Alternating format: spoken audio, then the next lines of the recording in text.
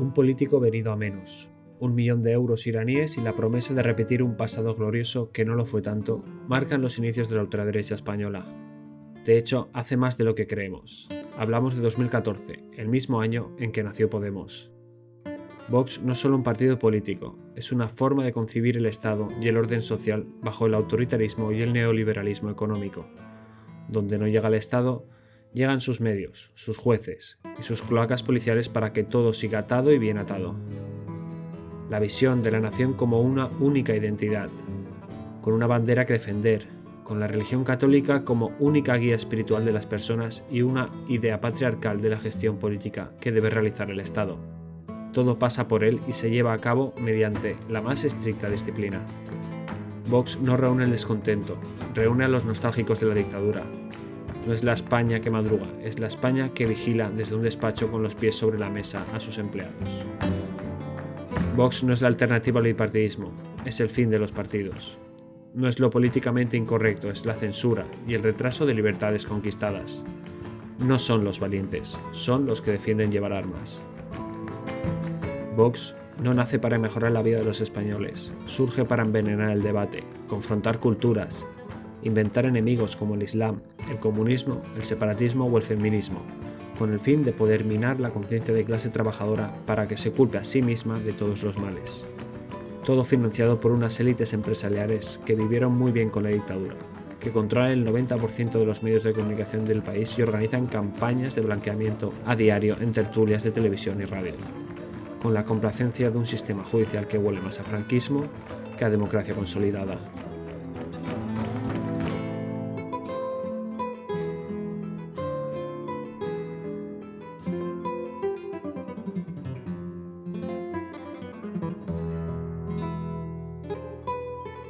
Hoy hablaremos de ello con Guillermo Fernández Vázquez, especialista en política francesa, derecha identitaria, relato y comunicación.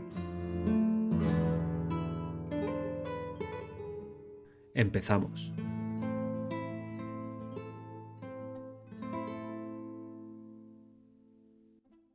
Sonny tiene razón, los obreros son todos unos pringados. Se equivoca, no hace falta valor para apretar un gatillo, pero sí para madrugar cada día y vivir de tu trabajo. Habría que ver a Sonny, entonces veríamos quién es más duro. El obrero es el auténtico tipo duro, tu padre es el tipo duro. A esa ideología de género perversa y ese feminismo enloquecido. Si queremos salir de esta situación, no se puede salir nada más que de una manera, que es trabajando más y desgraciadamente ganando menos. En esa mordaza progre, que en algunos casos es un burka. Cuando tú tienes invadido emocionalmente a un personaje o a una gran masa de gente, tú le puedes meter, no una, les puedes meter 800.000 mentiras. ¡Que seremos fascistas, pero sabemos gobernar! El andamio. Queremos trasladarles un año más el mensaje de esperanza. El qué Granada va a responder qué España. ¿Qué dice España frente a quienes quieren romperla, frente a quienes se alían con quienes no creen en nuestra unidad, quienes no creen en el respeto al ordenamiento constitucional, en definitiva quienes no creen en la libertad y quienes pisotean nuestra historia? Y qué mejor sitio que decirlo aquí en Granada, en el 528 aniversario en el que nuestra historia, los que nos precedieron, demostraron que al enemigo más poderoso que tenía España y que tenía Europa, la invasión islamista, la invasión del Islam, fue derrotada.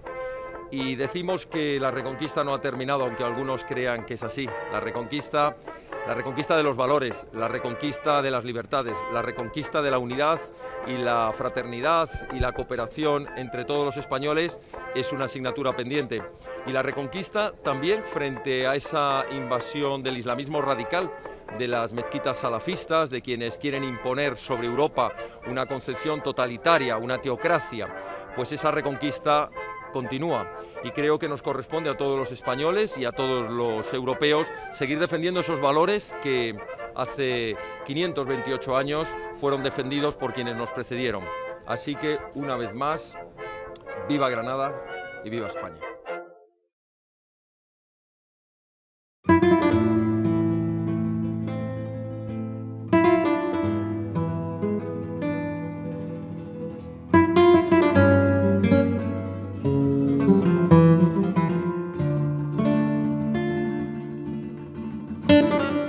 Buenas tardes, Guillermo. Bienvenido al andamio. ¿De qué vas a querer, bocata? Muy buenas tardes, pues de tortilla de patata. Ah, pensé que me ibas a decir de tortilla francesa, digo, míralo. Lo he dudado, Lo he dudado. He dicho, ostras, una tortilla francesa compite, digamos que... Claro. Sí, y además me hace gracia porque los franceses siempre se la ponen como que es muy suya, es un símbolo muy de identidad suya. Total. Sí. Bueno, Guillermo, muchas veces se intenta quitarle importancia un poquito a la presencia de Vox, diciendo que es un poco el cuñado pepero, el cuñado con 4 cubatas de más del Partido Popular. ¿Qué es para ti Vox? Y si me podrías decir, enlazando un poquito ideológicamente, si es un partido de derecha radical, es un partido de extrema derecha, es un partido fascista, ¿cómo lo definirías tú?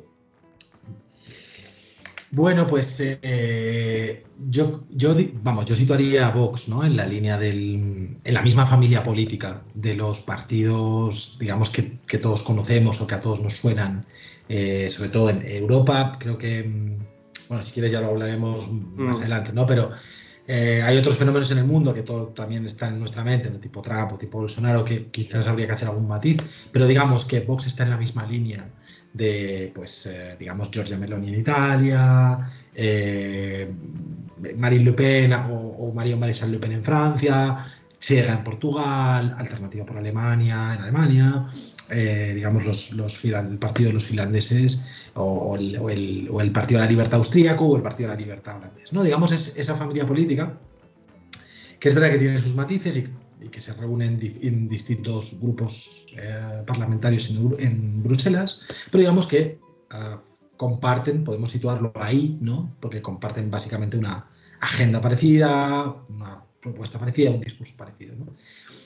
Con todas esto siempre yo creo que es bueno matizarlo, con todas las diferencias que hay entre países, entre historias de los países, pero también historias de los partidos, en fin, con un montón de matizaciones, que por otro lado no es tan raro, porque si hiciéramos la misma pregunta, pues no sé, sobre cualquier otra familia política, nos saltarían las mismas excepciones, ¿no? Imaginemos, por ejemplo, que decimos, bueno, digamos, entre los socialdemócratas europeos también hay muchas diferencias, y ya no te digo entre los partidos que se reúnen, ¿no? En el grupo de, ahora sí me da el nombre, pero digamos donde está Podemos Izquierda Unida, ¿no? Bueno, ahora no sé. La izquierda europea, sí. Sí, la izquierda europea, ¿no?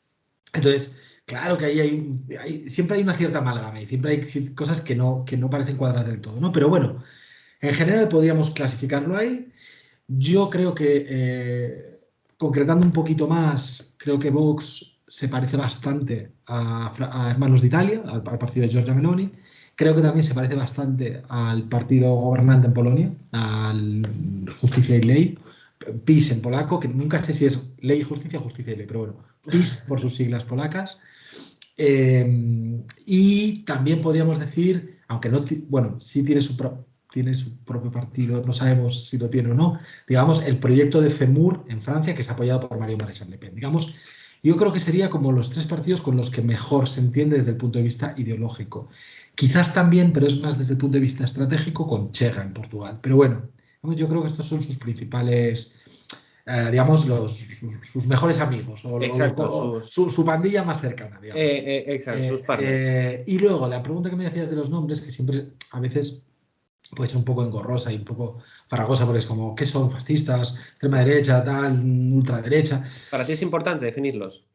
O sea, yo creo que es importante definirlos, pero creo que es importante, o sea, creo que es más importante que el nombre, lo que se dice justo después, es decir, o lo que entendamos por ello. Quiero decir que a mí no me importa cambiar el nombre dependiendo de el ángulo desde el que lo miremos. Por ejemplo, para mí, si lo miramos desde el punto de vista estratégico, yo creo que se les puede llamar derecha radical si entendemos por ello, o derecha alternativa incluso, podríamos decir, si entendemos por ello que se tratan de partidos, de formaciones de derecha, que pretenden renovar digamos, la oferta política de la derecha y que sobre todo, y esto es lo fundamental, que pretenden sustituir o reemplazar a los partidos conservadores tradicionales, ¿no? Es decir, como ya ha hecho Meloni en Italia, con lo que quedaba, digamos, con Berlusconi en todo caso, como ha hecho, ¿no? O como está haciendo Marine Le Pen, por ejemplo, en Francia, donde ya es la primera fuerza,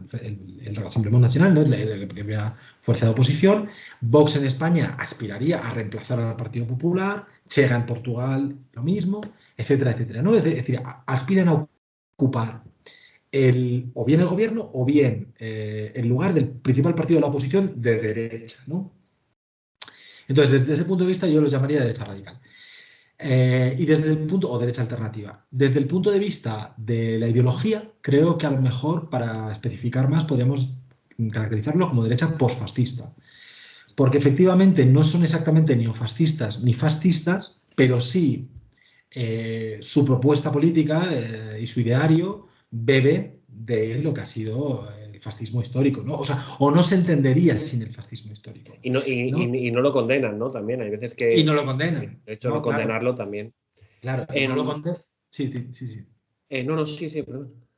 No, digo, y no lo condenan, y probablemente hay miembros de Vox, por ejemplo, que tengan simpatías, no solo simpatías de sus abuelos o sus tal, sino, y desde luego gente de la Fundación Francisco Franco, pero también gente que a lo mejor estuvo con Blas Piñar, digamos, esto existe, obviamente, ¿no?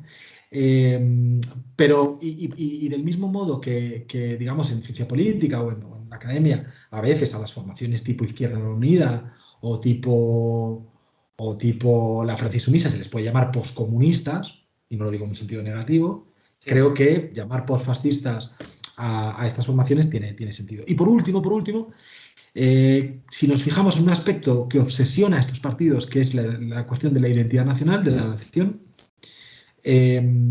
quizás también se los podría llamar derecha identitaria. Este último nombre tiene una ventaja, y es que es el único de los nombres que estos partidos creo que aceptan. Quizás Vox no, por una pequeña cuestión. Y es que, de hecho, en Francia, por ejemplo, estos grupos se autodenominan identitarios. Ellos se reconocen a sí mismos como nosotros somos los identitarios, ¿no? En España, o en Estados Unidos, en España es más raro decir eso, pero simplemente porque en los 90, yo creo que en los 90 y en los 2000, con ETA y con el nacionalismo vasco se lo llamaba nacionalismo identitario. Entonces, vale. Hemos asociado lo identitario a los nacionalismos periféricos o a una cierta parte de los nacionalismos periféricos, con lo cual Vox, que además tiene un peculiar historial, muchos ¿no? Abascal y otros, de lucha contra, digamos, el nacionalismo vasco, pues no les gusta.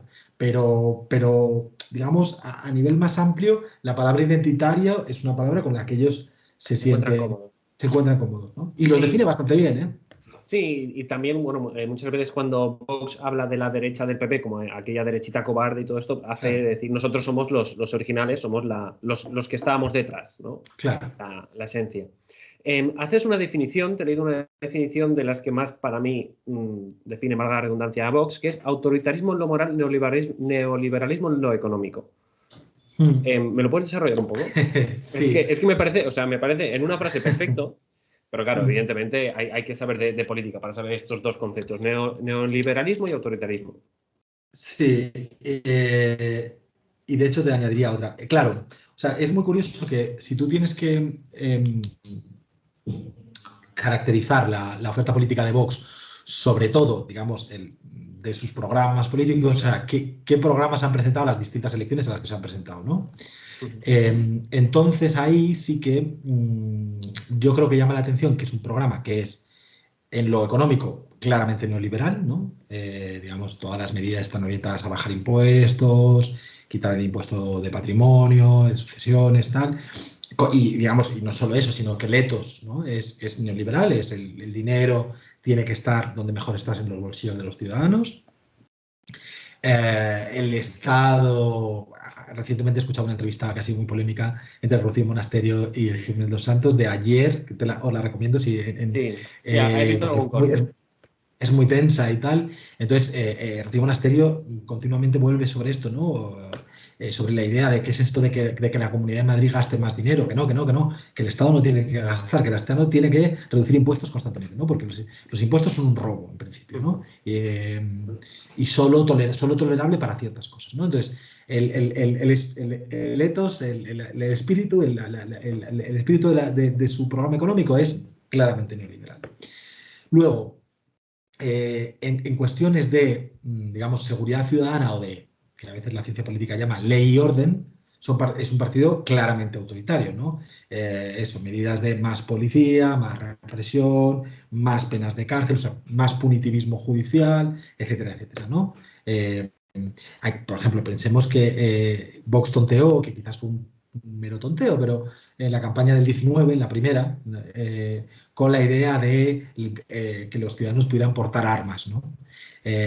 Para defenderse. Hay una historia que a quien sea cafetero de Vox y le guste Vox y quiera, que decir, le guste, que analice Vox y le guste estudiar eso y a lo mejor apetece que hacer un TFG o un TFM o una tesis, pues hay un discurso ahí de Ortega Smith, ¿no? Que habla de un tal Remigio, bueno, es una historia inventada, ¿no? Pues un señor mayor al que entran a atracar y entonces el hombre, si hubiera tenido un arma, pues se hubiera podido defender y tal. ¿Y cómo se le va a impedir que ese hombre se defienda cuando ha venido una banda de atracadores, yo qué sé, ¿no? Me lo estoy inventando esto, pero moldavos, ¿no? Entonces, en esto de vincular inmigración y digamos, falta de seguridad e inseguridad, pues, digamos, son claramente autoritarios. Y luego, por último, yo añadiría que en el plano de, enlazándolo con lo que decíamos antes, en el plano de la identidad nacional son identitarios que he dicho antes o la ciencia política o Casmud y otros y Roger Griffin hablan de etnonacionalistas, ¿no? O se habla también de del nacionalismo palingenético. Bueno, son términos un poco tal. Pero básicamente la idea es, yo creo que la clave es, existe una nación española, existe un modo de ser español digamos, que permanece en el tiempo, existe una esencia España. Curiosamente, ellos siempre usan una metáfora que es una metáfora de una casa. Es como, España es una casa, ¿no? Y entonces, en cuanto una casa tiene propietarios y gente que no es propietaria. Y entonces, como las casas, también se legan a los descendientes, ¿no? Entonces, para Vox y para todos los partidos de la familia política de Vox, y por eso también hablan de puertas, de la casa, ¿no? Las casas tienen que tener puertas para que no entren inmigrantes, no sé qué, ¿no? Les encanta esa metáfora. Porque, claro, viene a decir que la nación tiene unos propietarios. Hay tipos que son autóctonos, que verdaderamente son los legítimos habitantes de una casa, de una nación, de una casa guión nación, ¿no? Y luego puede haber gente que esté ahí de paso, alquilados, invitados, yo qué sé, en fin, y que a lo mejor si se portan bien, a lo mejor si se adecúan a las formas de vida de la casa, si se adecúan a las costumbres, a la forma de vivir de la casa, a lo mejor les permitimos tener algún derecho sobre la casa, ¿no? O convertirse en una figura, digamos, de algún tipo de propietarios, ¿no? Bueno, y entonces, ese tipo de propuesta o de ideas sobre la nación, yo creo que también los caracterizan mucho, ¿no? Y ya termino con una cosa. Santiago Abascal lo repite por doquier, pero no lo hace solo él. O sea, Giorgia Meloni dice la misma frase, Marion Maréchal Le Pen dice la misma frase, Jean-Marie Le Pen, su abuelo, decía la misma frase, que es esta idea de no, las naciones no están compuestas por los vivos, o sea, por nosotros, los ciudadanos, sino que están compuestas por los vivos, los muertos y los que están por venir. De tal manera que los vivos en realidad no podemos decidir, o sea, solo somos una parte y por tanto no podemos tomar decisiones, digamos, que afecten a los cimientos de la casa, ¿no? Por ejemplo, un referéndum de autodeterminación o otras cosas. No. Hay cosas que la democracia sobre las que la democracia no puede decidir, porque el demos, por decirlo así, trasciende a los vivos, ¿no? Y eso es una concepción muy esencialista de las naciones, y en cierto modo muy tradicionalista también de las naciones. Y esta concepción la comparten todos los partidos de esta familia política que hemos dicho que era derecha radical o derecha postfascista o derecha identitaria o como queramos llamarla, ¿no? Es curioso porque con Franco de León estuvimos hablando del término nativismo, que es un poco lo que estás comentando tú, esa idea de que por mucho que tengas una nacionalidad española, si no casas con la cultura, con la lengua, con las tradiciones de España, por mucho que seas de tercera generación ya, Vox no te considera, bueno, estos partidos de ultraderecha no te consideran parte de la casa, ¿no? Pero por otro lado, también es verdad que, o sea, quiere decir que una persona que venga, que sea inmigrante de segunda o tercera generación, que ya esté, le pongo comillas a integrada, o lo que ellos consideran integrada, ya ellos lo puedan considerar que está dentro de la casa y la puedan presentar a unas elecciones o pueda formar parte de una candidatura electoral. Claro, bueno, efectivamente ahí hay varias cosas. Hay una parte de propia evolución y hay una parte de marketing, ¿no? Claro, en el caso de, por ejemplo, el caso de Vox, que igual es de los menos, también porque tienen menos trayectoria, de los menos desarrollados o evolucionados, pues en la campaña de 2019 no es un secreto que Vox promociona perfiles como el de Bertrand Endongo o el de Ignacio Garriga porque, porque son negros, o sea, o Eso es porque así. son racializados, claro, claro, obviamente, porque dicen, nos van a acusar de fascistas y de racistas. Pero esta acusación es mucho más difícil que se la hagas a un tipo racializado. O sea, que un blanco de izquierda se la haga a un racializado digamos, Sí. que está defendiendo a Vox, ¿no? Eso pasaba, eso también ha pasado mucho y es un fenómeno muy curioso en otras derechas radicales del mundo, de hecho, sobre todo en las derechas radicales anglosajonas, ¿no? Yo recuerdo, había un personaje verdaderamente interesante que se llamaba Rahim Kassem, que era prácticamente un lugarteniente de Nigel Farage en Gran Bretaña y además tenía muy buena relación con Steve Bannon y tal. Y entonces él era de origen hindú y homosexual y hablaba muy bien y tal. Entonces iba a la BBC Claro, ya está. y claro, el tipo decía, No pero hacía ¿qué me falta ni estás hablar, contando de ¿no? fascismo? Claro, yo soy gay, Claro. yo soy racializado, tal, no sé qué, o sea, ¿de qué me estás contando, no? Es un paso más del discurso ese cuñado de yo tengo muchos amigos homosexuales, yo tengo muchos amigos inmigrantes, pues el paso es de yo soy homosexual, yo soy inmigrante, ¿no? Es el siguiente paso. Sí, sí, Claro, totalmente. claro, claro, claro, claro. Y luego, o sea, que efectivamente ahí también hay luego ahí hay un punto, ¿no? Que creo que a lo mejor siguiendo el símil de la casa se puede entender mejor, ¿no? Vale, no sé cómo decirte, una golondrina no hace verano, ¿no? Es decir, sí, tú tienes tu casa y un día viene un tipo que es exótico y os caéis bien y se queda ahí y tal, y parece que, oye, encima os caéis tan bien que se adapta perfectamente a la casa, aporta su pequeño, yo qué sé, cena con desayuna otra cosa y a todos os gusta Sí, y un día os prepara comida y tal, y dice, pues a este lo aceptamos porque qué tío más majete, mira, da un poco como da color, es la nota de color. Claro, una cosa es y eso hasta Marine Le Pen alguna vez lo dice, ¿no? La nota de color, ella dice, es que claro, en esta visión de las naciones, en realidad la base es cada uno donde está mejor es en su casa, es decir, en su nación. Lo mejor es, digamos, donde mejor está uno es viviendo en la tierra, en el país en el que nació. Bien. Dicho, siempre habrá aventureros, viajeros, no sé qué, gente que se enamore de gente de otros países y habrá pequeños contingentes de gente que tal.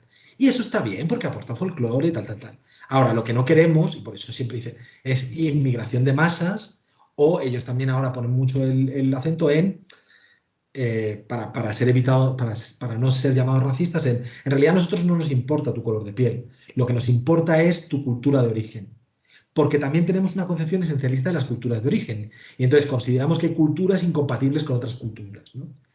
Y eso conecta también con lo que tú contabas antes de los inmigrantes de nueva generación, ¿no? Vox ahí, por ejemplo, es llamativo que claramente hace una distinción entre los inmigrantes de origen latino o iberoamericano, en la terminología de Vox, y incluso los inmigrantes europeos, ucranianos, etcétera, digamos, que tienen raíces cristianas, y el resto de inmigrantes, fundamentalmente inmigrantes de otras partes del tercer mundo y sobre todo inmigrantes que tengan que ver o que tengan algún tipo de relación con el Islam, ¿no? Porque consideran que el Islam es incompatible con la... Bueno, porque consideran, de hecho, se dice, ¿no? Lo dicen en textos, que el Islam, que España, la nación española, se construye contra el Islam y que el Islam es incompatible con la nación española. Es compatible que venga, no sé, que en España vivan, no sé, 20.000 sí.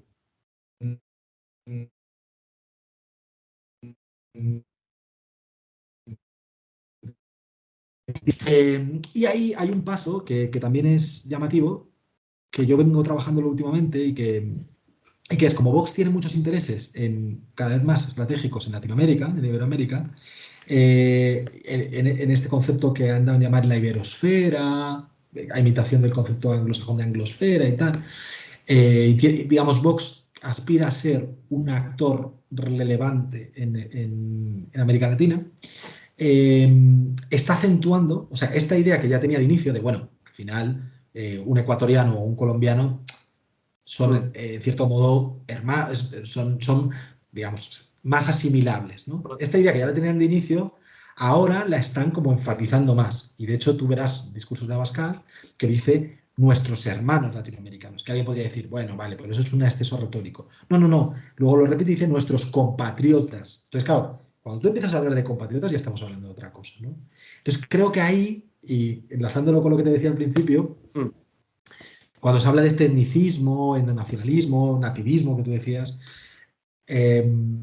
creo que Vox mantiene una propuesta efectivamente nativista y etnonacionalista, pero de algún modo está diciendo, bueno, pero al ladito de nuestra etnia, o contigua, o sea, nuestro vecino de al lado, son los latinos. Y ellos están a un paso de poder convertirse en propietarios legítimos del hogar nacional, ¿no? Por vínculos históricos, por vínculos religiosos, por vínculos de todo tipo. Y porque además ahí hay un proyecto más grande de influencia en América Latina, incluso, y está ahí que ya quizás me voy demasiado de madre, pero creo que también hay algo de esto, que, bueno, si hay que priorizar algún tipo de inmigración, y todo el mundo, que aunque no lo diga en público, sabe que finalmente va a haber más inmigración en los próximos años, bueno, prioricemos aquella que viene de Hispanoamérica, ¿no?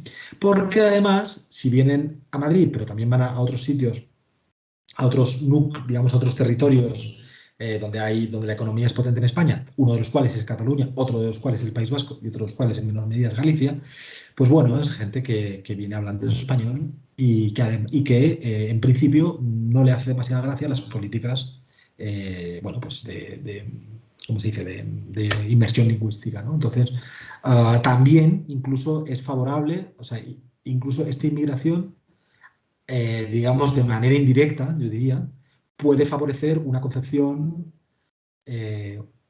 uninacional o hasta cierto punto unilingüística de la nación española.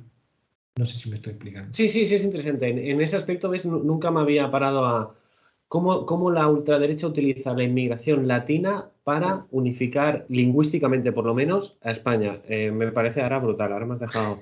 O sea, quiero decir... sí. No, o sea, no pensemos que es alguien solo en su casa acariciando un gatito, ¿no? Es... No. Y pensando, no, esto va a ser así. No, es que de facto dices, bueno, bien, es decir, primero, si tenemos que, o sea, nos conviene por diversos motivos. Y este es también uno de ellos, ¿no? Es también uno de ellos. A nivel de partido, Vox, ¿dirías que es un partido más parecido a una empresa, más parecido a un partido político, más parecido a una secta? Como funcionamiento, ¿cómo lo podríamos decir? Es buena pregunta. Bueno, yo... O sea, no me atrevería a decir que es una empresa, o sea, creo que sí, que es un partido, quizás tampoco conozco tanto la vida interna de Vox. Creo que es un partido, no diría que es una secta, así que claramente no diría. Y también diría que en la línea de la tradición de la inmensa mayoría de partidos primero de extrema y luego de derecha radical, su desconfianza hacia procedimientos de democracia interna es muy alta. Es decir, el historial que tiene Vox, pero que han tenido otros partidos, digamos, de la derecha radical española, ¿no? Hasta Blas Piñar, ¿no? Pero todos los intentos que ha habido, bueno, pues el historial de democracia interna es bajísimo, pero si te vas a Francia...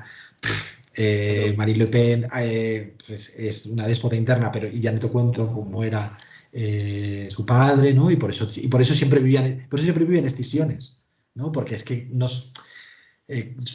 digamos, tienen un modo de, digamos, un modo de funcionamiento muy militar, ¿no? Muy jerárquico y muy militar y que castiga mucho la disidencia y que castiga mucho el debate interno, ¿no? Creo que en Vox no es diferente. Pero sí que es curioso una cosa, y dice algo también del tiempo en el que vivimos, o del tiempo en el que hemos vivido, mejor dicho. Y es que cuando Vox nace, yo esto siempre lo repito, que seguramente tú lo sepas y otra gente lo sepa, ¿no? Pero que parece que Vox es un fenómeno moderno o relativamente moderno, o digamos de hace poquitos años, pero Vox es un partido más antiguo que Podemos. Es verdad que solo unos días más antiguo que Podemos, pero Vox se funda en diciembre del 2013 y Podemos se funda en enero de 2014, ¿vale? Son unos días de diferencia. Pero es más antiguo que Podemos. Lo que pasa es que, ¿no? Vox se presenta, igual que Podemos, a las elecciones al Parlamento Europeo de 2014. Podemos sacar 5 eurodiputados. A Vox no le va mal.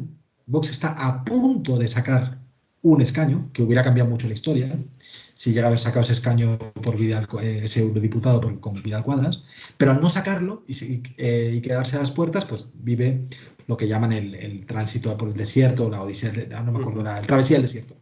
Y entonces hasta el 18, 19, no.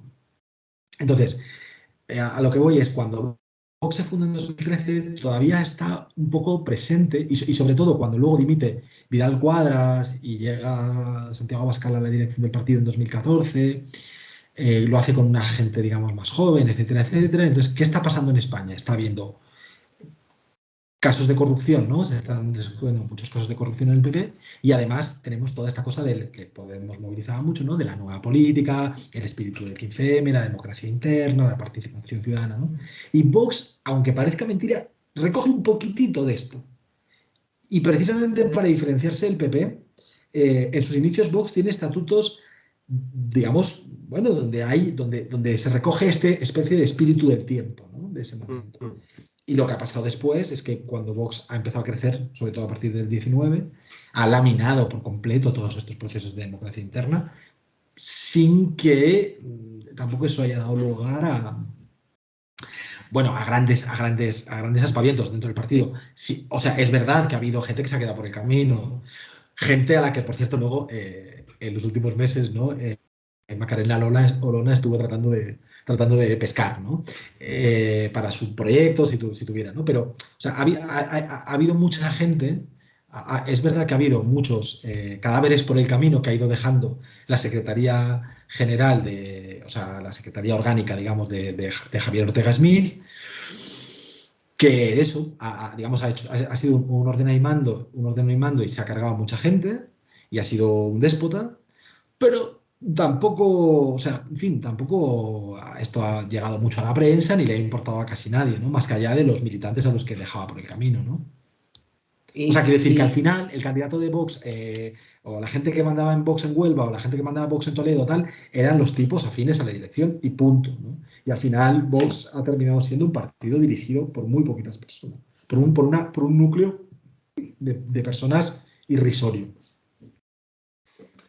Y a nivel electoral, hay quien dice que, sin comparar evidentemente la magnitud de ambos partidos, ni la ideología ni nada, Vox ha sabido recoger un poco el desencanto o ese revolucionarismo de la juventud que quiere ir en contra, que esa política que no está de acuerdo con el statu quo, como en su día lo hizo el 15M de Podemos, y que este soufflé llegará a algún momento que se deshinchará y Vox pasará a ser otra vez una formación minoritaria con casi no representatividad y que todas aquellas personas volverán al partido conservador del Partido Popular. No sé si estás de acuerdo con esta lectura del partido Vox como un partido de moda al que votan, o de verdad crees que hay una estructura mediática, hay una estructura judicial histórica en España que lo sustenta más allá de sus votos. Yo estaría más de acuerdo a esto último que estás diciendo, ¿no? Es decir, yo creo que esta idea según la cual Vox es flor de un día o de una época, ¿no? Es un soufflé. Yo creo que es verdad que hay gente que sigue teniendo y que se ha tenido, sobre todo yo creo por parte del PSOE y del Partido Popular durante un tiempo, pero yo creo que es demasiado optimista. O sea, yo creo que Vox está aquí para quedarse. Otra cosa es, y esto conviene recalcarlo, porque a veces, o sea, decir que Vox está para quedarse no significa que vaya a ganar las elecciones, ni que vaya... No, pero, o sea, si miramos a nuestro alrededor, tú ves que, yo qué sé, la Alternativa por Alemania, pues tiene altibajos, pero, digamos, siempre se mueve entre un 10 un 16% de los votos. Si miras más o menos a los verdaderos finlandeses, antes se llamaban así, ahora se llaman finlandeses, ¿no? Pues también, y incluso puntos álgidos donde superan el 20% y tal, pero entonces yo creo que Vox va a ser un partido que está para quedarse, que tendrá sus más y sus, o sea, que tendrá momentos en los que acercará más a 12 de los votos y otras veces que tendrá más en 16, 17, 18, incluso rozando el 20, podría llegar a ser, difícil, pero podría llegar a ser. Pero bueno, o sea, digamos, no se va a, o sea, desde luego no le va a pasar a un Ciudadanos. Yo esto no creo que vaya a pasar ni de broma. Dios, por lo que decías de las... Primero, por el contexto internacional y los apoyos que tiene internacionales y la financiación que tiene internacional. Después, por lo que decías que tiene, que yo creo que esto también es importante, cada vez se dice más, de apoyo en estructuras importantes del Estado. O sea, hay que decir que hay jueces, no jueces de oficio, no jueces de un juzgado normal, sino, digamos, a la alta judicatura que simpatiza con Vox o que como mínimo considera que Vox no está mal que esté ahí, por si acaso. O sea, voy a decirlo un poco a la Jiménez de los Santos. Igual que Jiménez de los Santos ahora se pelea con Vox y tal, pero Jiménez de los Santos dice, no, yo soy el primero que he opado a Vox, porque he creído que Vox era un actor que puedo votarle o no votarle, pero me sirve de mecanismo de presión para el Partido Popular. Entonces, cuando el Partido Popular se desvía de lo que yo quiero que haga, le doy bola a Vox. Entonces, bueno, esto es igual un poco demasiado Jiménez los santosiano, pero creo que hay gente digamos, del ejército, de la policía, de los servicios secretos, ¿tal? Que más o menos tiene esta idea de, bueno, Vox sí, son un poco exaltados, a veces sí, pero bueno, pueden cumplir una función. Están ahí y quizás, de hecho, lo que más chirría de Vox a todos estos, digamos, a este estado profundo y tal, es la parte europea. O sea, es que Vox no está tanto en el consenso de Bruselas, ¿no? Pero en la medida en que Vox, digamos, no habla de Spanexit, en la medida en que se asocia con los polacos que no quieren una ruptura de la Unión Europea, sino un cambio, digamos, hacia un menor federalismo, hacia un mayor confederalismo, o sea, para que las naciones recuperen una parte de su soberanía, etcétera, etcétera, pues bueno, o sea, vale, están los límites de lo tolerable, ¿no? Y luego, sí, dime. No, dime. Me decías lo de la juventud. Sí. Y lo política, claro, y luego hay esto, ¿no? Este año yo daba clase y me llamaba mucho la atención, pues eso, que había muchas polémicas, bueno, no muchas, tampoco hay que exagerar, pero varias, entre alumnos que llevaban pulseritas de la bandera de España y otros que no, ¿no? Y digamos, había como gente que decía, eso está mal, y los otros se ofendían y así.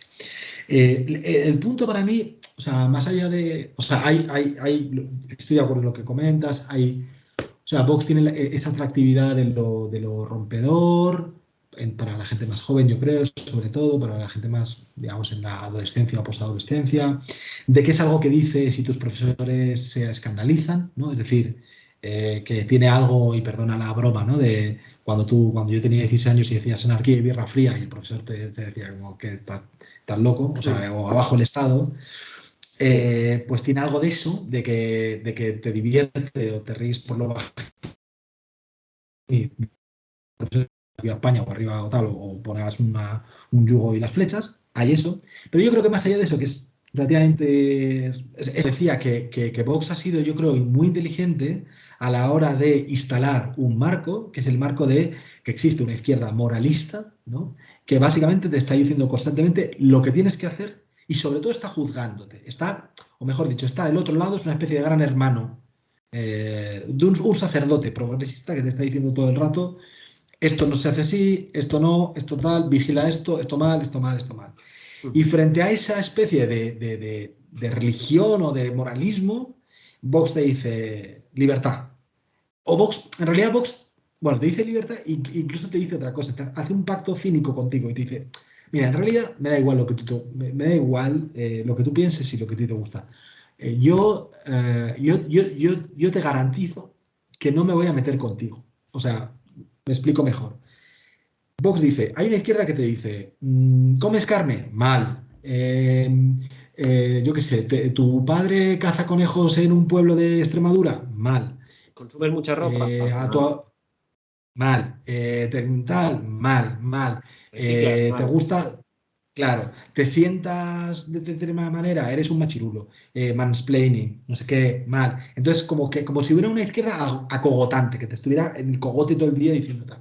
Entonces, frente a eso, o te gusta ponerle coletitas a tu hija y vestirla de rosa y súper femenina, mal, porque los estereotipos de género, porque no sé qué.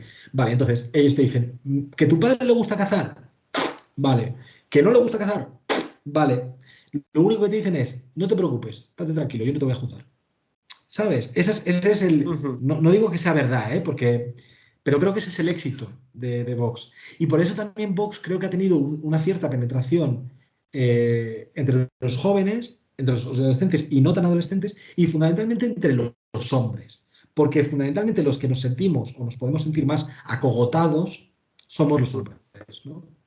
Entonces, esta especie de mensaje, no sé cómo decirlo, libertario o hasta cierto punto contracultural o de rebelión o de rebélate o atrévete a Sí. hacer tal, esto tiene, claro, esto tiene un punch para mí que yo creo que ha servido y por el cual no es casual que también haya habido tipos que a lo mejor no eran de derechas de siempre, tampoco tienen por qué ser muy izquierdas, pero no eran particularmente derechas, tipo el Roma Gallardo o tipo el otro, o sea, comunicadores, youtubers, no sé qué, que han hecho del antifeminismo su bandera y que se han ido acercando a Vox por esta idea de tenemos un enemigo común que es la izquierda moralista y en la medida en que nosotros somos gente que quiere, que defiende la libertad y que defiende el derecho de hacer lo que te dé la gana y no ser juzgado, y de incluso también de poner de manifiesto las contradicciones del discurso o de ciertos discursos feministas, porque tampoco hay un solo feminismo ni un solo discurso feminista, pues nos hemos ido asociando. Y entonces ahí hay una especie de pendiente por la cual Ujú. empiezas escuchando a ciertos tipos. Joder, empiezas escuchando a un hombre blanco hetero que a lo mejor al principio era medio de Ciudadanos o incluso medio de Podemos y acabas simpatizando con Vox, ¿no? No sé si me estoy explicando del Sí, todo sí, bien, sí, pero sí, creo que hay esto. perfectamente, perfectamente. Y además todos tenemos a nuestro alrededor personas así, incluso cuando hablamos con ellas te quedas así como diciendo, ostras, no te ubicaba en ese sitio, ¿no? Em, a nivel hablando de la izquierda, haces una reflexión que me gusta mucho porque dices que lo que está haciendo la izquierda, al menos en España, de ir a la confrontación con Vox y con la ultraderecha, hace tanto mal como blanquearla. Entonces, ¿cuál crees tú que es más o menos la manera en el que puede la izquierda, no solo la izquierda política, sino la izquierda mediática, la gente que estamos haciendo productos de medios para no ir tanto a la confrontación o no hacerles el juego? Claro. A ver, yo lo primero que diría es que no tengo la receta mágica. Desde luego, y Ya. además, aparte te digo, el mundo evoluciona y bueno, quiero decir que no es sencillo, o sea, no creo que sea sencillo hacer una respuesta. Lo que a lo mejor sí me parece, o sea, lo que sí que tengo claro es que me parece que todas las respuestas más o menos subsumibles en el eslogan alerta antifascista no han funcionado. No han funcionado en absoluto. Desde la de Pablo Iglesias en 2018 en las elecciones andaluzas a todas las de después, ¿no? Creo que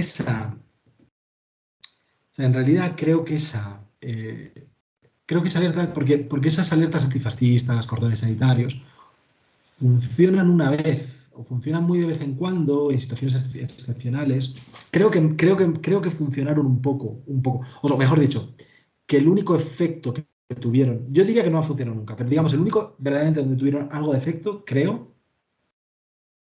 que fueron las elecciones de abril de 2019, donde hubo mucha gente que por miedo a Vox y unas encuestas enloquecidas que salieron los días antes que daban a Vox una cantidad exorbitada, que luego casi ha tenido, pero que luego tuvo en la elección electoral, ¿no? Hizo que mucha más gente que pensaba, a lo mejor no tenía tan claro votar a Pedro Sánchez, votara a Pedro Sánchez.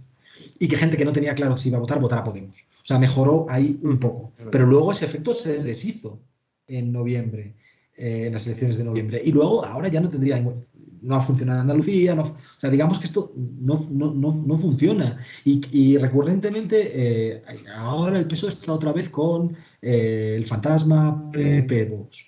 Pero el otro día decía un periodista, Ángel Munarriz, decía, joder, es que a Moreno Bonilla, en Andalucía, digamos, la bandera antifascista le funcionó bien. O sea, mejor lo he dicho, la bandera antifascista de izquierda le funcionó bien a él. Si Vox es muy malo, por eso digo, votadme todos a mí, que no quiero necesitarles, ¿no? Es decir, que incluso se nos puede volver contra nosotros. O sea, si todo si todo lo que tenemos que decir es cuidadito, que viene el fascismo, que vienen los malos, estamos perdidos, porque primero ya no tiene casi efecto y segundo incluso puede acabar favoreciendo a Feijóo en este caso, ¿no? Que la gente diga, vale, ¿no? Vale, pues entonces voto a Feijóo, que parece moderado, para que no tenga que apoyarse, o sea, no se vea obligado en apoyarse en la gente que en el fondo preferimos que no se apoye, ¿no? Eso en primer lugar. Y luego, yo diría también que, bueno, dos cosas más. Yo diría también que, por ejemplo, a mí me parece un error que el gobierno me parece que está un poco otra vez, o sobre todo el PSOE, otra vez un poco en esto, de lo malo que es Vox, y yo creo que cuando mejor le ha ido, y sobre todo en estos últimos meses, es cuando en cierto modo ha pasado de Vox y ha dicho, mira, yo sitúo un enemigo que son las grandes empresas, las empresas del IBEX, la gente que no quiere contribuir al bien común, que no quiere pagar más impuestos, y del otro lado estamos la población, las clases medias y trabajadoras. Y yo soy el gobierno que se preocupa por las clases medias y trabajadoras. Cuando haces eso, confrontas directamente con la patronal tiene que salir a hablar mal de ti y Vox se queda se quedan completamente fuera de juego. Porque ¿qué van a hacer? ¿Ponerse del lado de la patronal? Sí, pero no les interesa porque últimamente quieren parecer como los amigos del pueblo llano y tal y cual. Entonces les dejas fuera de juego. Entonces, ¿cuál es el eje que la derecha no quiere? Ese, el arriba abajo, en el cual está, digamos, la ciudadanía y las élites económicas. Porque claro, Vox también hace un arriba abajo, pero es las élites globalistas, no. Nombres y apellidos, grandes bancos, tal.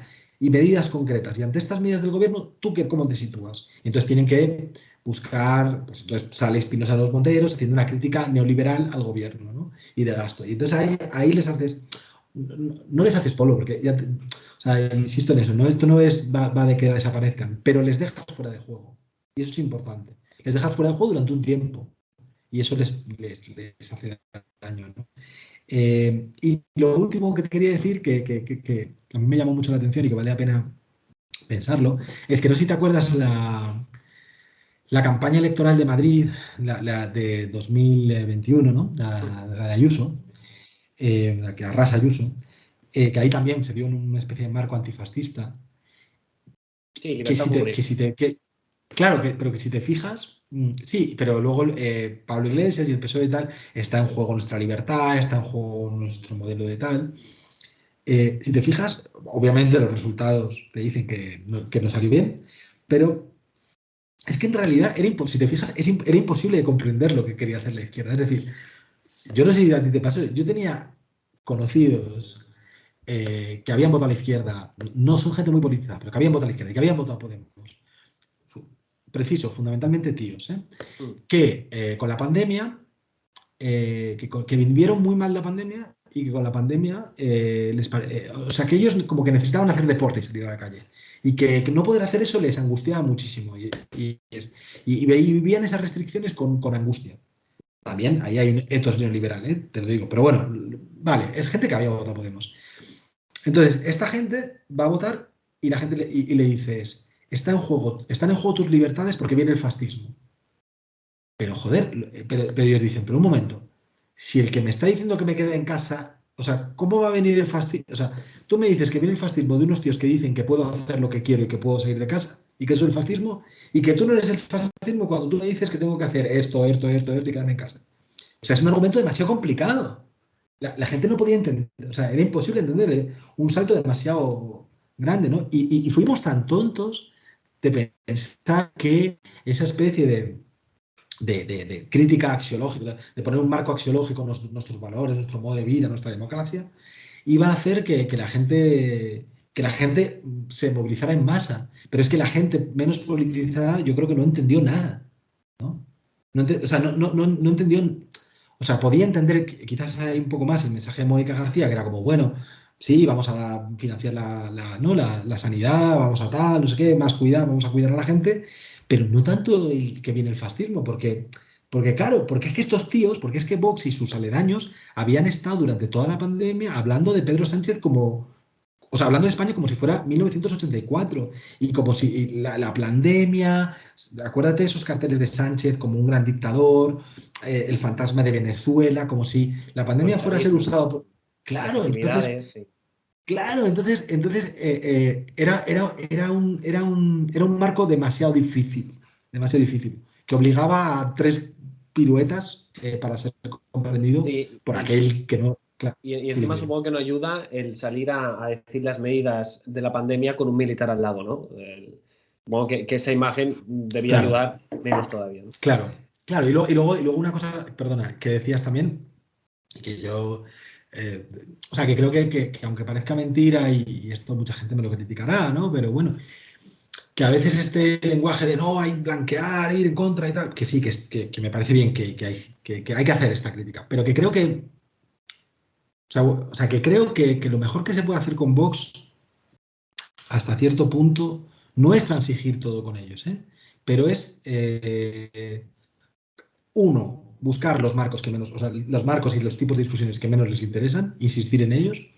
Y luego, cuando se trata de discutir de política, menos moral, menos fascista, no sé qué, y más decir, pero si es que tu programa es una mierda. Si es que tú, o sea, quiero decir, hablemos de tu programa. O sea, ¿tú o sea, de qué estás hablando?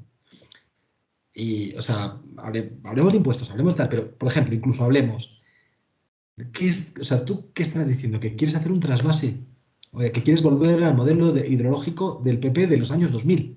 Vale, bueno, pues explícale eso a los agricultores aragoneses, a ver qué opinan, o castellano-manchegos, a ver qué opinan, que se supone que es uno de tus targets objetivos ¿no? de voto. A lo mejor los murcianos están muy contentos, seguro. Pero bueno, pero se te van por el camino otros muchos, ¿no? Entonces, en Sí. realidad, si tú tienes un programa que tiene millones de cosas o sea, quiero decir, si tienes un programa con tantos defectos o con tantas cosas que son criticables y duramente criticables y con muy buenos argumentos, ¿por qué quedarnos como en la crítica moral? ¿Entiendes lo que digo? Quiero decir, Te que entiendo, echo de menos más... pero sí que es Sí, verdad que ir a la confrontación con el programa en la mano, como si estuvieras en un debate electoral, precisa de un electorado formado políticamente y culturalmente políticamente formado. Entonces, claro, ir a simplemente decir ser racista está mal, ser machista está mal, ya. es lo sencillo para ese tipo de electorado. O sea, yo creo que sí que es necesario marcar unas líneas rojas, decir, no, Vox, o sea, Vox no te considero un partido al que debatir, aunque me beneficie a mí como izquierda, no te considero un partido al que debatir programáticamente porque es que no cumples ni estas líneas rojas. Ya. Bueno, yo creo que, claro, yo creo que ahí, a ver, yo cuando digo ir a debatir su programa no es como ir con 1000 libros y hablar en un lenguaje raro, no, es trabajar en el lenguaje tuyo, pero hacerlo sencillo. Es decir, he puesto este ejemplo estúpido, pero ya te digo, o sea, si tú dices, si tú estás Impuestos. hablando claro, si tú estás hablando de impuestos o si tú estás hablando de agua, de política del agua, y les dices, oye, pero que tú, ¿qué pasa? ¿Que quieres dejar sin agua a los castellanos manchegos y a los aragoneses? Ah, sí. O sea, eso es muy simple, eso lo entiende todo el mundo. O sea, eso. Y por cierto, una de las cosas que se habla menos en los debates electorales muchas veces es de gente concreta y de regiones concretas y tal, más allá de Cataluña y tal, ¿no? Uh-huh. Entonces, eso hace, o sea, ese tipo de pequeñas fórmulas y tal, tú lo puedes hacer. Otra cosa es que, quiero decir, otra cosa es que tú no les trates como normales en plan de, oye, que puedo llegar a pactos contigo y que eres normal. No, no. Tú eres un actor que yo preferiría que no estuviera. Pero no eres un genio del mal. Yo creo que a veces, Ya, te entiendo. si yo lo noto en los propios libros, a veces en los que he participado y tal, ¿no? En los que muchas veces se buscan, quizás para vender mal, ¿no? Pero quizás se buscan títulos grandilocuentes de la bestia neoliberal, la bestia neofascista, el diablo, no sé qué, el monstruo, también se usa mucho, monstruo, no sé qué, la epidemia, tal. Pero claro, eso, claro, es como alarma, ¿no? Vendes más, pero por otro lado, les estás regalando una excepcionalidad o sea, Una una magnitud. excepcionalidad, una magnitud, sobre todo, claro, porque si tú, el problema, perdona que a lo mejor te cambie un poco de tercero, pero que yo tengo muchas veces con esta cosa, con esto es, uno, que ese marco, o sea, que esa forma de plantear cosas da por hecho que esta gente son como diablos, es decir, muy listos, y que si les dejas 1 metro te comen, ¿no? Y que no les puedes dejar ni medio centímetro porque entonces te ganan tal. Y creo que en realidad no existe gente normal, e incluso en muchos sentidos, que es verdad que están apoyados por gente importante y por aparatos de Estado, pero ellos, sus programas y tal, yo diría que a veces sus parlamentarios y tal, es gente es bastante, claro, son bastante, a veces yo diría chapuceros incluso, ¿no? Eso por un lado. Y luego por otro lado, hay otra cosa que a mí me llama mucho la atención, que también indica a veces como muy poca confianza de la izquierda en sí misma, es decir, es como si, o sea, todas las alertas y tal, es como, alerta, diablos, epidemia, no sé qué, como si tuviéramos miedo a que si les dejas pasar, todo el mundo se va a convencer. También porque tenemos esa idea de, no, como de ellos hacen mensajes simples y manipulan y son demagogos y no sé qué, entonces, como les des 1 metro, todo el mundo se te convierte y en 2 días tienes el nazismo en casa. No lo sé, o sea, a lo mejor es verdad, pero yo creo que mucha gente es bastante más sensata que eso, o sea, bastante más sensata que eso, o sea, no creo que la gente se exponga. Otra cosa, claro, otra cosa es que el mensaje de Vox, pero esto es diferente, que el mensaje de Vox te lo diga El Mundo, el ABC, el no sé quién, tal, Ana Rosa, tal cual, no sé qué, y que te lo presenten como genial y cojonudo y tal, y como además el ariete contra Sánchez y no sé qué. Eso es otra cosa. Pero el mensaje propiamente de Vox, sí, convence a gente, pero no lo sé, o sea, a lo mejor es un ejemplo. ¿Tú crees que si tú hablaras, no sé, media hora con Santiago Abascal o con Rocío Monasterio te iba a convencer? Pero probablemente me responderías no. A mí tampoco. Pero no creo que muchos españoles sean. Pero no creo que muchos españoles sean tan diferentes a nosotros. ¿Sabes? ¿Entiendes lo que te digo? Que no son genios del mal ni de la estaríamos persuasión. hablando largo y tendido, ¿eh? Yo creo que las líneas rojas del antifascismo, antimachismo, hay mucha gente que no se las marca. Y no se las marca, incluso puedo entender que no se las marca, porque cuando te ruge la barriga, cuando estás en una situación precaria más no poder, hay ciertos discursos muy simplistas, como el de la inmigración y todo esto, y si encima eres una persona política, pues ya está, tengo la solución de mis problemas, es culpa tuya. Y te voto a ti, y solucioname esto, ya. Entonces, claro, puedo llegar a entender eso. Pero bueno, estaremos hablando, Guillermo, largo y tendido, ¿vale? Te prometí 1 hora, ¿vale? Y no te quiero hacer más porque ambos tenemos también responsabilidades. Así que, bueno, Guillermo Fernández Vázquez, investigador en la Universidad Complutense de Madrid y especializado en el estudio de derechas radicales europeas y autor del libro, y lo quiero decir bien, ¿qué hacer con la extrema derecha en Europa? El caso del Frente Nacional. Muchísimas gracias por subir al andamio. Espero a ver si repetimos alguna vez. Cuando quieras, que ha costado en parte por mi culpa, pero cuando quieras. No, sí.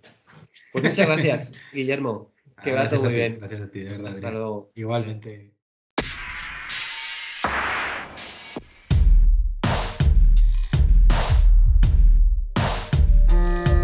Gracias por subir un capítulo más al andamio. Suscríbete a este canal y activa las notificaciones para estar atento a más contenido. Recuerda que puedes hacerte mecenas del podcast y financiar la lucha contra la ultraderecha en patreon.com/subealandamio. Síguenos en nuestras redes sociales @subealandamio para estar al día. Muchas gracias y hasta pronto.